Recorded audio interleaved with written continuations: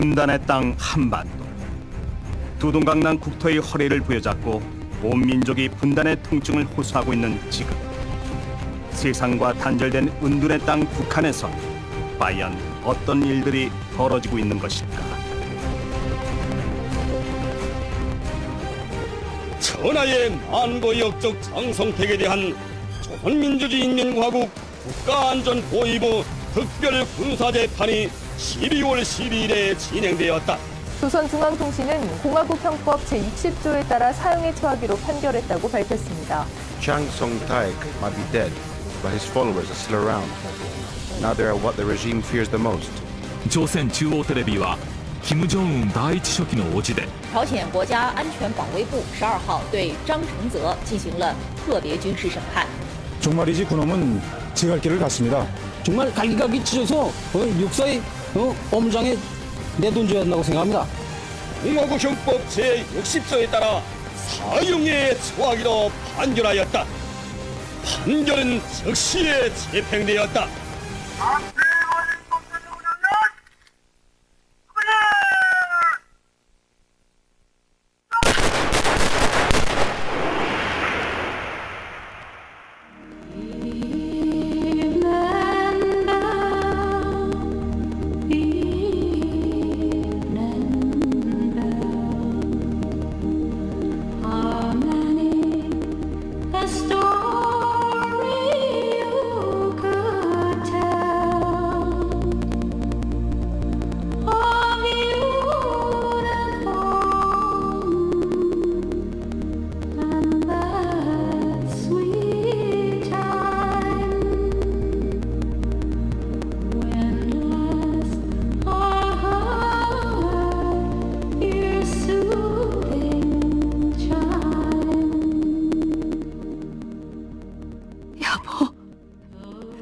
왜 그랬어요? 왜 그러신 거예요? 뭐가 그리 억울하셨기에 스스로 그 길을 택하신 거예요? 그리 가시면, 그렇게 혼자 가면 난 어떡해요? 당신 없는 세상에서 이제 난 어떻게 살아가라고? 여보,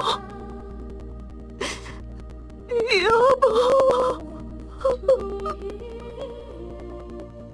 미안하오. 당신을 만나 한 세상 여한 없이 살다가 갑니다. 역사가 오늘을 장성택의 무기력한 죽음으로 기억한데도 난 당신을 만나 살아온 그동안의 시간들을 당신과 나만의 역사 속에 고이 간직하고 싶구려. 우리 다음 세상에선 이런 숨막히는 독재국가의 공주와 부마가 아닌 자유롭고 평등한 나라에서 그저 평범한 가문의 연인으로 만납시다. 잘 있어, 여보.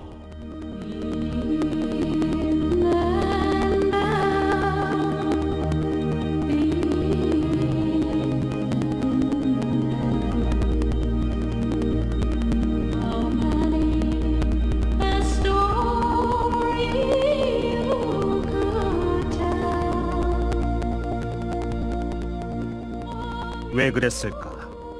무엇이 그토록 젊은 지도자의 분노를 사게 했던 걸까? 김정은은 왜 자기 고모부를 처형한 걸까? 장성택은 조카에게 어떤 잘못을 했기에 비참한 죽임을 당해야 했던 걸까? 전 세계가 장성택 처형 소식으로 충격에 빠져있던 어느 날, 장성택 처형 사건의 미스터리를 풀어줄 편지 한 장이 왔다. 그것은 북쪽에서 온 편지였다.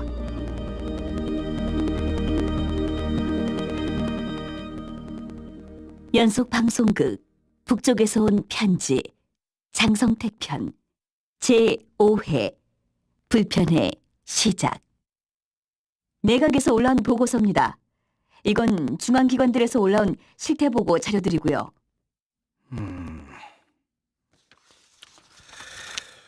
뭐는 애로들이 이렇게 많은가? 내각 단위들에서 애로가 적지 않은가 봅니다. 무슨 애로인데?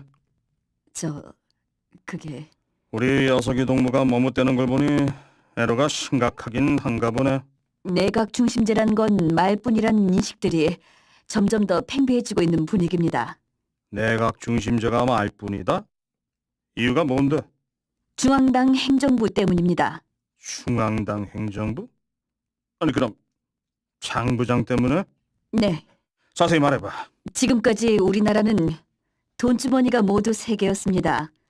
하나는 당에서 관리하고 있는 당 재정이고 다른 하나는 군에서 관리하고 있는 군부 재정입니다. 맨 마지막이 내각에서 관리하고 있는 국가 재정인데 최근엔 하나가 더 생겼습니다. 그게 뭔가? 중앙당 행정부 재정입니다. 지금 중앙당 행정부의 재정 능력은 당군 내각의 재정 능력을 다 합쳐도 안 될 만큼 엄청나게 커졌습니다.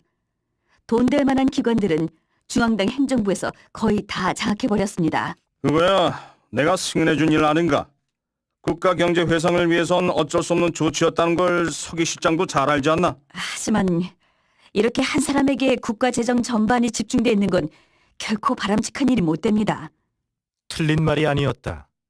당시 북한의 재정 형편은 최악의 상황이었지만 장성택이 맡고 있는 중앙당 행정부는 호황을 누리고 있었다. 국가 주력 수출 상품인 지하자원에 대한 독점권을 중앙당 행정부가 가지고 있었고 군부 자금 마련을 위한 핵심 부서였던 조선인민군 총정치국 54부도 장성택의 소유로 만들어버렸다. 과거의 김정일은 돈에서 자유로웠다. 현지 지도를 나갔을 때 김정일은 단위 기관에서 필요한 자금들을 자기 마음대로 줬지만 김정은은 그렇지 못했다. 어떠한 것들이 필요하다는 단위 책임자의 말에 김정일은 즉석에서 서기 실장에게 해결해주라고 말한 반면 김정은은 동행한 장성택에게 그 가능 여부를 묻곤 했다. 장성택이 가능하다고 하면 해결되는 것이었고 장성택이 불가능하다고 하면 불가능한 것이었다. 중앙당 서기실의 여석이는 지금 이 점에 대해 김정은에게 아뢰고 있었던 것이다. 김정은의 배후에서 섭정하게 될 장성택 국방위원회 부위원장에 주목해야 한다고 미 시사주간지 뉴스위크 인터넷판이 26일 분석했습니다. 들어오시오. 안녕하십니까. 국가안전보위부장 김원흥입니다. 그래 무슨 일이요? 오늘 아침까지 발표된 남조선 언론 동향 자료들입니다. 장성택이 섭정 정치를 한다? 재밌구만. 웃고 넘기실 일이 아닙니다. 최근 들어 이런 시기 보도 자료들이 남쪽 언론은 물론 전 세계적인 언론 기류로 번지고 있습니다. 하랑잎이 설렁거린다고 솔잎까지 설렁거리겠습니까? 물론 말도 안 되는 얘기입니다만 자선매에 약이 없다고 무슨 대책을 세워야 하지 않겠습니까? 어떤 대책 말인가요? 남쪽 언론들은 서일 관계 쪽에 집착하는 것이 특징입니다. 우리 언론들을 면밀히 분석해서 변화된 서일 관계에 중점을 두고 이런저런 해석들을 내놓는 것이 특징인 만큼 서열 변화에 심리적 혼선을 주면 어떨까 합니다. 굳이 그럴 필요까지 있겠습니까? 개는 짖어도 대어는 나간다는 말이 있지 않습니까? 남쪽 언론의 얄팍한 수에 이리 일비하지 맙시다. 예, 알겠습니다. 아무 의미 없는 대화 같았지만 김정은의 집무실을 나서는 김원홍의 얼굴엔 회심의 미소가 감돌았다. 분명 그는 김정은의 얼굴에서 일어나는 미세한 변화를 감지했던 것이다. 비록 이런 자료 보고들이 처음에는 별것 아닌 것처럼 들릴지 모르지만 10번, 100번, 아니 1000번을 들으면 어떨까? 처음엔 언론의 장난으로만 여겨졌던 이인자 장성택의 존재가 나중엔 현실적인 얘기로 김정은에게 느껴질 거란 사실을 김원홍은 이미 잘 알고 있었던 것이다.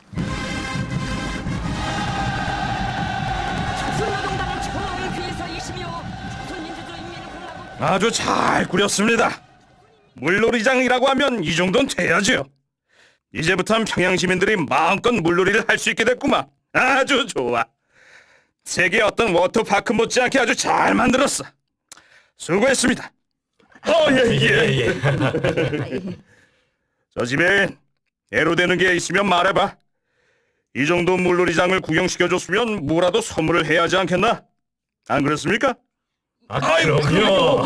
그러셔야죠. 저 장군님, 앞으로 문수 물놀이장을 정상 운영하자면 전력이 해결이 돼야 합니다.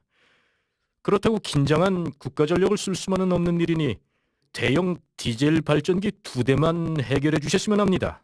역시 다른데 현지 지도 나가보면 대형 버스를 해달라, 식량 공급을 해달라 하는데 이 양반은 대형 발전기를 해달라지 않소? 어떻습니까, 장부장? 가능하죠? 그게 왜요? 뭐 문제라도 있습니까? 나중에 따로 말씀드리겠습니다. 따로 말하고 말고 할 게 뭐 있습니까? 지금 말해보세요. 솔직히 말씀드리자면 여기 문수 물놀이장이 여름 한철에 쓰는 전력 양은 평양시 1년 주택 전력 소비량과 맞먹습니다. 대형 디젤 발전기를 들여온다고 해도 거기 들어갈 경유는 어디서 어떻게 보장을 한단 말입니까? 돈 들어갈 데가 한두 곳이 아닙니다. 당장 먹는 문제가 시급한 지방 주민들에게 식량 공급도 해줘야 하고 지방산업 공장들에도 발전 설비들을 보내줘야 하는데. 그래서 할 수 없다 이 말인가요? 예? 할 수 없냐고 물었습니다. 그게 할 수 없다는 말이 아니고 당장은 힘들다는 말입니다. 하세요.